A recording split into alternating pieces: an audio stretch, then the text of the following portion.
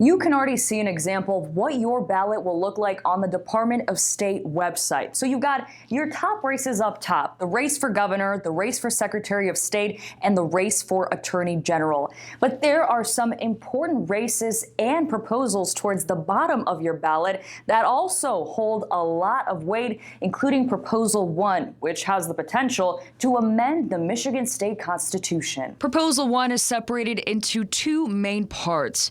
The first requires top state officials to disclose some financial information after 2023. Things like income sources and assets of the governor, Secretary of State, and Attorney General.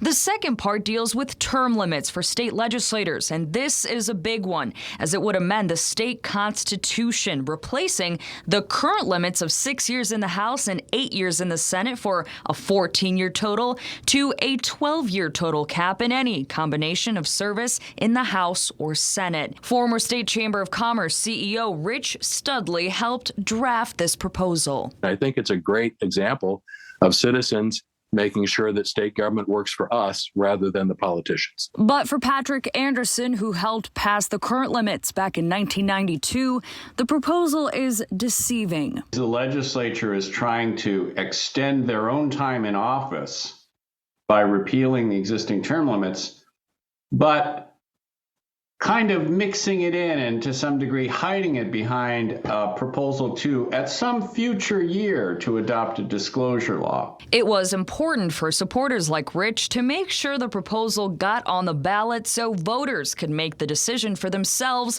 if they wanted to make these changes or not. He believes, though, it is time for change. 30 years ago, I voted for term limits. I think it's been helpful to prevent politicians from having a lifetime career in Lansing.